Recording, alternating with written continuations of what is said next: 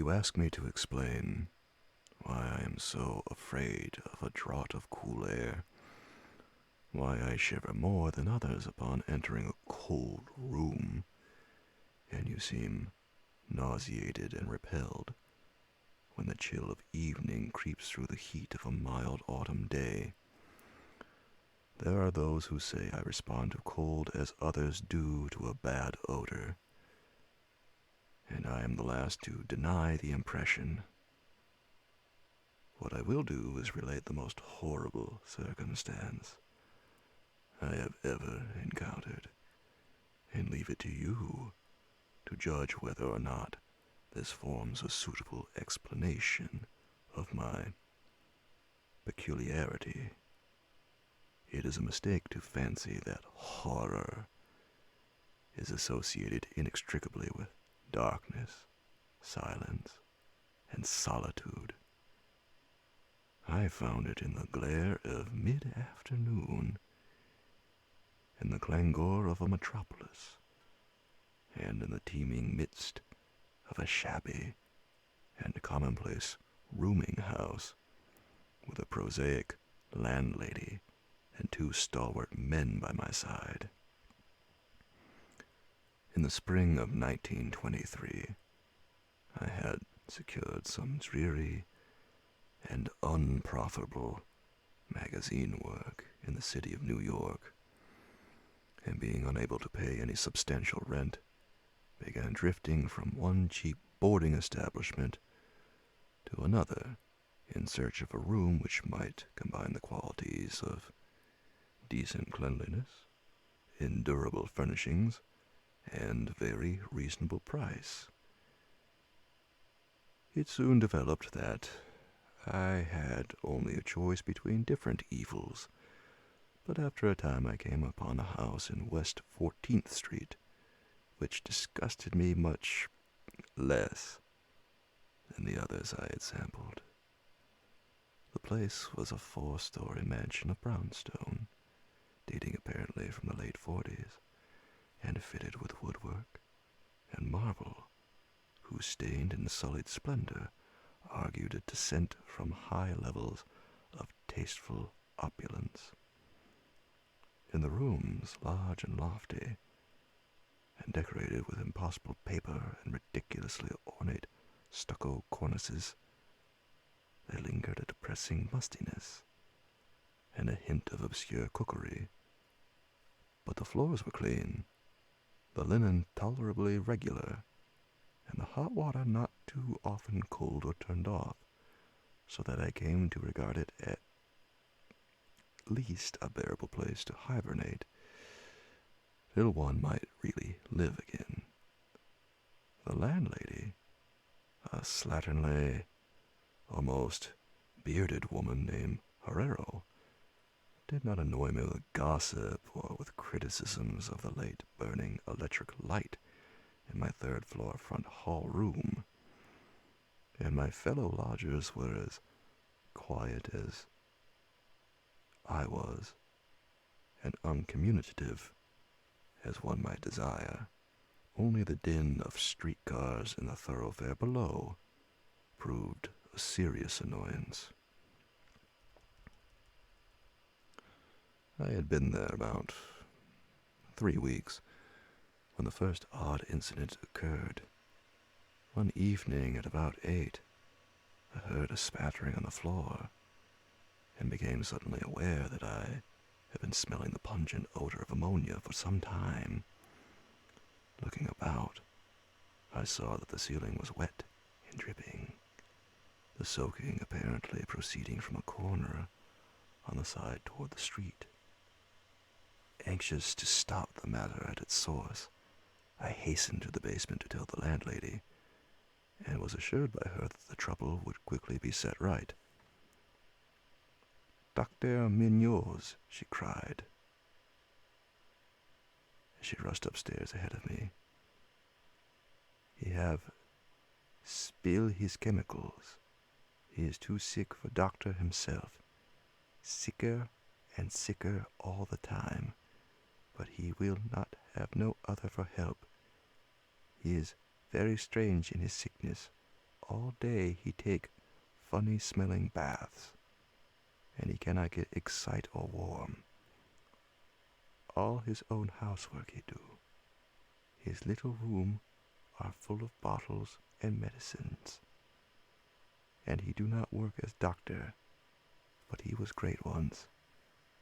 My father in Barcelona have hear of him, and only just now he fix a arm of the plumber that get hurt of a sudden. He never go out, only on roof, and my boy Esteban, he bring him his food and laundry and medicines and chemicals. My God, the sal ammoniac that man use for keep him cool. Mrs. Herrero disappeared up the staircase to the 4th floor, and I returned to my room. The ammonia ceased to drip, and as I cleaned up what had spilled and opened the window for air, I heard the landlady's heavy footsteps above me.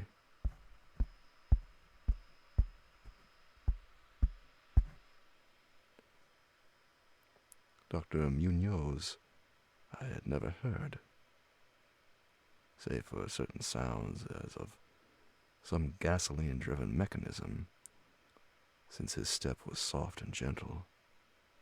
I wondered for a moment what the strange affliction of this man might be, and whether his obstinate refusal of outside aid were not the result of a rather baseless eccentricity. There is, I reflected tritely, an infinite deal of pathos in the state of an eminent person who has come down in the world. I might never have known Dr. Munoz had it not been for the heart attack that suddenly seized me one forenoon as I sat writing in my room. Physicians had told me of the danger of those spells, and I knew there was no time to be lost. So remembering what the landlady had said about the invalids' help of the injured workmen, I dragged myself upstairs and knocked feebly at the door above mine. My knock was answered in good English by a curious voice, some distance to the right, asking my name and business, and these things being stated, there came an opening of the door next to the one I had sought. A rush of cool air greeted me, and though the day was one of the hottest of late June, I shivered as I crossed the threshold into a large apartment whose rich and tasteful decorations surprised me in this nest of squalor and seediness. A folding couch now filled its diurnal roll of sofa, and the mahogany furniture, sumptuous hangings, old paintings, and metal bookshelves all bespoke a gentleman's study rather than a boarding-house bedroom. I now saw that the whole room above mine, the little room of bottles and machines which Mrs. Herrero had mentioned, was merely the laboratory of the doctor, and that his main living quarters lay in the spacious adjoining room, whose convenient alcoves and large contiguous bathroom permitted him to hide all dressers and obtrusive utilitarian devices. Dr. Munoz, most certainly, was a man of birth, cultivation, and discrimination. The figure before me was short, but exquisitely proportioned and clad in somewhat formal dress of perfect cut and fit. A high-bred face of masterful, though not arrogant, expression was adorned by a short, iron-gray full beard, and an old-fashioned pince-nez shielded the full, dark eyes and surmounted an aquiline nose which gave a touch to the physiognomy otherwise dominantly Celtiberian. Thick, quill-trimmed hair that argued the punctual calls of a barber was parted gracefully above a high forehead, and the whole picture was one of striking intelligence. Nevertheless, as I saw Dr. Munoz in that blast of cool air, I felt a repugnance which nothing in his aspect could justify. Only his lividly inclined complexion and a coldness of touch could have afforded a physical basis for this feeling, and even these things should have been excusable considering the man's known invalidism. It might too have been the singular cold that alienated me, for such chilliness was abnormal on so hot a day, and the abnormal always excites aversion, distrust, and fear. But repugnance was soon forgotten in admiration, for the strange physician's extreme skill at once became manifest despite the ice-coldness and shakiness of his bloodless-looking hands. He clearly understood my needs at a glance, and ministered to them with a master's deftness, the while reassuring me in a finely modulated, though oddly hollow and timbreless voice, that he was the bitterest of sworn enemies to the death, and had sunk his fortune and lost all his friends in a lifetime of bizarre experiments devoted to its bafflement and extirpation. Something of the benevolent fanatic seemed to reside in him, and he rambled on almost garrulously as he sounded my chest and mixed a suitable draught of drugs fetched from the smaller laboratory room. Evidently, he found the society of a well-born man a rare novelty in this dingy environment, and was moved to unaccustomed speech as memories of better days surged over him. His voice, if strange, was at least soothing, and I could not even perceive that he breathed as the fluent sentences rolled urbanely out. He sought to distract my mind from my own seizure by speaking of his theories and experiments, and I remember his tactfully consoling me about my weak heart by insisting that will and consciousness are stronger than organic life itself, so that if a bodily frame be but originally healthy and carefully preserved, it may, through a scientific enhancement of these qualities, retain a kind of nervous animation, despite the most serious impairments, defects, or even absences in the battery of specific organs.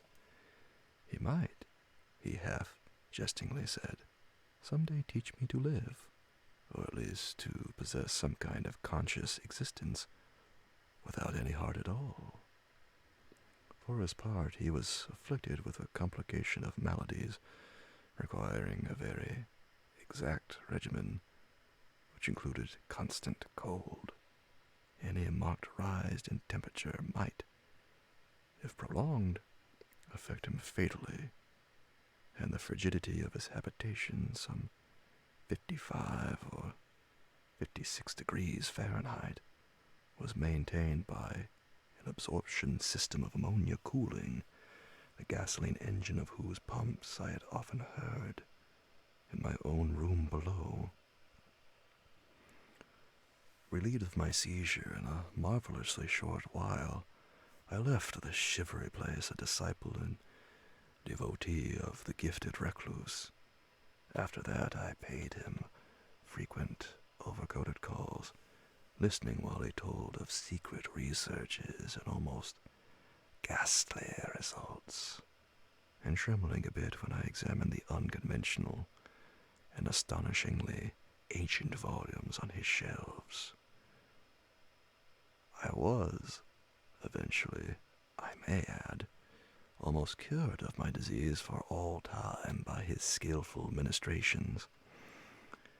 It seems that he did not scorn the incantations of the medievalists, since he believed these cryptic formulae to contain rare psychological stimuli which might conceivably have singular effects on the substance of a nervous system from which organic pulsations have fled. I was touched by his account of the aged Dr. Torres of Valencia, who had shared his early experiments and nursed him through the great illness of 18 years before, whence his present disorders proceeded. No sooner had the venerable practitioner saved his colleague than he himself succumbed to the grim enemy he had fought. Perhaps the strain had been too great, for Dr. Munoz made it whisperingly clear, though not in detail, that the methods of healing had been most extraordinary, involving scenes and processes not welcome by elderly and conservative Galens. As the weeks passed, I observed with regret that my new friend was indeed slowly, but unmistakably losing ground physically, as Mrs. Herrero had suggested. The livid aspect of his countenance was intensified. His voice became more hollow and indistinct. His muscular motions were less perfectly coordinated, and his mind and will displayed less resilience and initiative. Of this sad change he seemed by no means unaware, and little by little his expression and conversation both took on a gruesome irony, which restored in me something of the subtle repulsion I had originally felt.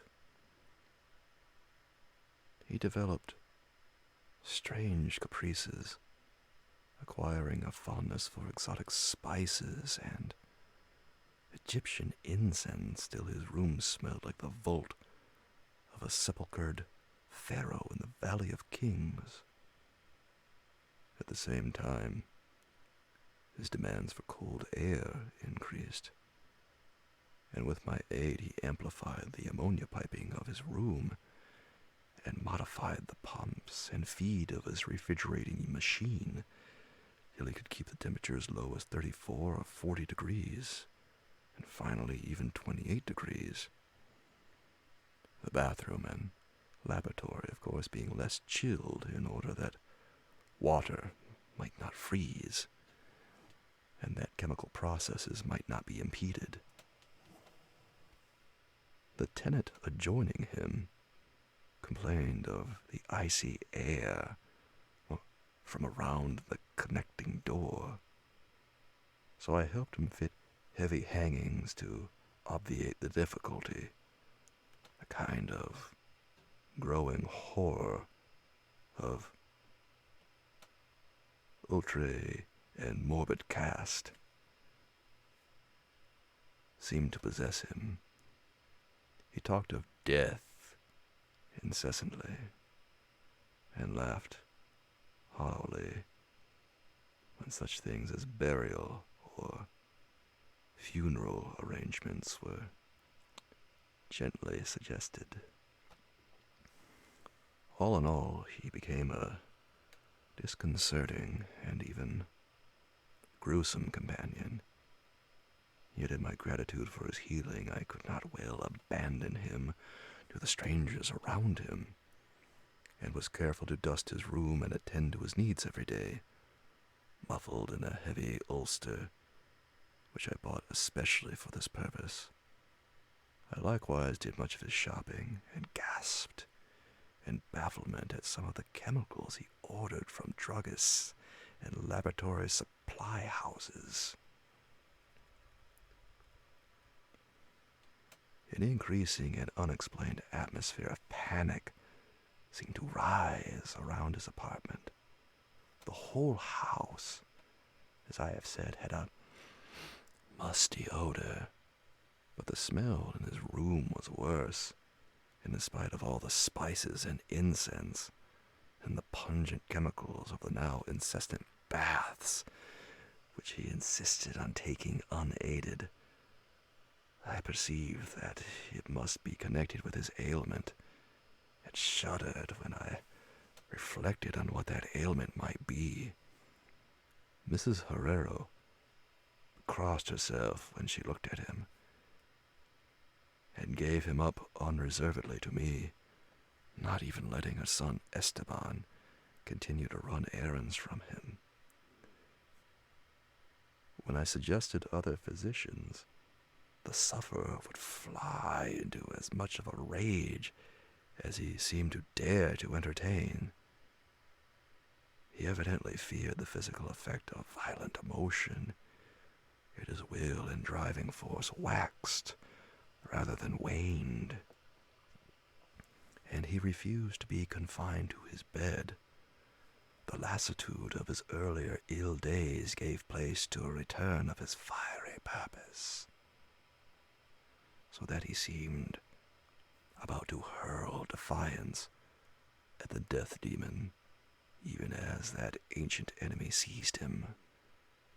The pretense of eating, always, curiously, like a formality with him, he virtually abandoned, and mental power alone appeared to keep him from total collapse. He acquired a habit of writing long documents of some sort, which he carefully sealed and filled with injunctions that I transmit them after his death to certain persons whom he named. For the most part, lettered East Indians, but including a once celebrated French physician, now generally thought dead, and about whom the most inconceivable things had been whispered. As it happened, I burned all these papers undelivered and unopened. His aspect and voice became utterly frightful, and his presence almost unbearable. One September day, an unexpected glimpse of him induced an epileptic fit in a man who had come to repair his electric desk lamp, a fit for which he prescribed effectively, whilst keeping himself well out of sight.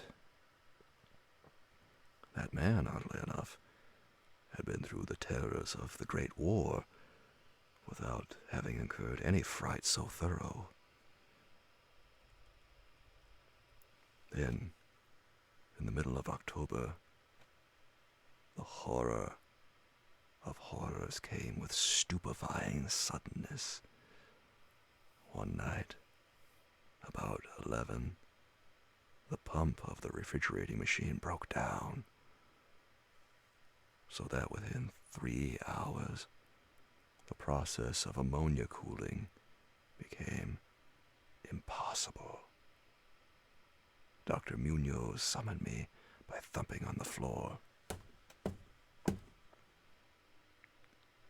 and I worked desperately to repair the injury while my host cursed in a tone whose lifeless, rattling hollowness surpassed description. My amateur efforts, however, proved of no use, and when I had brought in a mechanic from a neighboring all-night garage, we learned that nothing could be done till morning, when a new piston would have to be obtained. The moribund hermit's rage and fear, swelling to grotesque proportions, seemed likely to shatter what remained of his failing physique, and once a spasm caused him to clap his hands to his eyes and rush into the bathroom. He groped his way out, with face tightly bandaged. I never saw his eyes again. The frigidity of the apartment was now sensibly diminishing, and at about 5 a.m., the doctor retired to the bathroom, commanding me to keep him supplied with all the ice I could obtain at all-night drugstores and cafeterias. As I would return from my sometimes discouraging trips and lay my spoils before the closed bathroom door, I could could hear a restless splashing within, and a thick voice croaking out the order for more, more. At length, a warm day broke, and the shops opened one by one. I asked Esteban either to help with the ice fetching whilst I obtained the pump piston, or to order the piston while I continued with the ice. But, instructed by his mother, he absolutely refused. Finally, I hired a seedy-looking loafer whom I encountered on the corner of 8th Avenue to keep the patient supplied with ice from a little shop where I introduced him, and applied myself diligently to the task of finding a pump piston and engaging workmen competent to install it. The task seemed interminable, and I raged almost as violently as the hermit when I saw the hours slipping by in a breathless, foodless round of vain telephoning and a hectic quest from place to place, hither and thither by subway and surface car. About noon, I encountered a suitable supply house far downtown, and at approximately 1:30 p.m., arrived at my boarding place with the necessary paraphernalia and 2 steady and intelligent mechanics. I had done all I could and hoped I was in time. Black terror, however, had preceded me.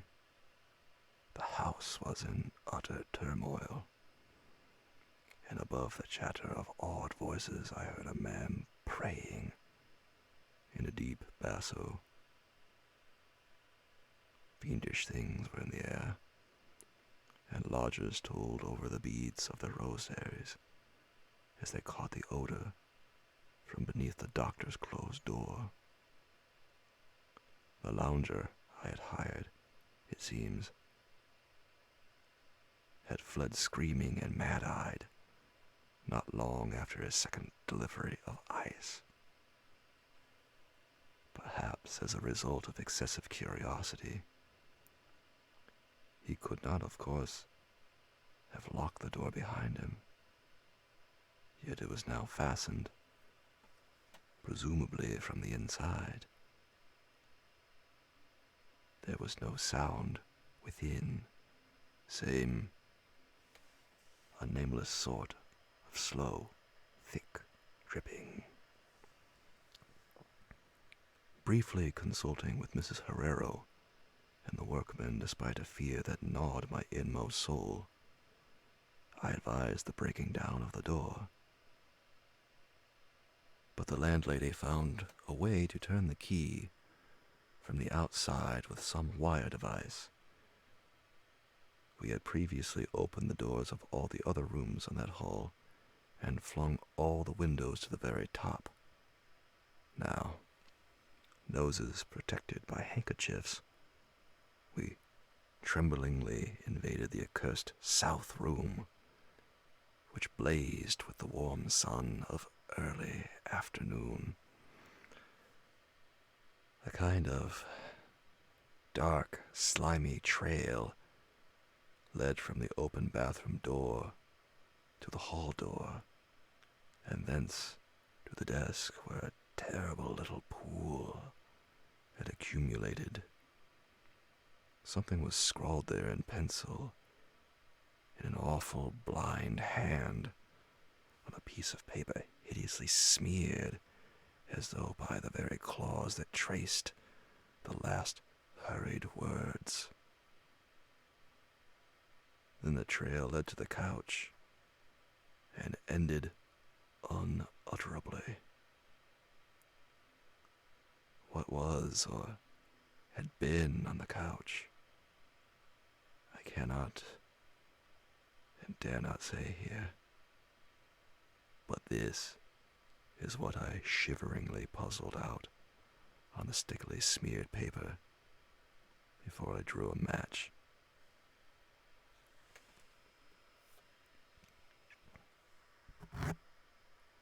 and burned it to a crisp. What I puzzled out in terror as the landlady and the two mechanics rushed frantically from that hellish place to babble their incoherent stories at the nearest police station. The nauseous words seemed well nigh incredible in that yellow sunlight, with the clatter of cars and motor trucks ascending clamorously from crowded 14th Street. Yet, I confess that I believed them then. Whether I believe them now, I honestly do not know. There are things about which it is better not to speculate, and all that I can say is that I hate the smell of ammonia and grow faint at a draught of unusually cool air.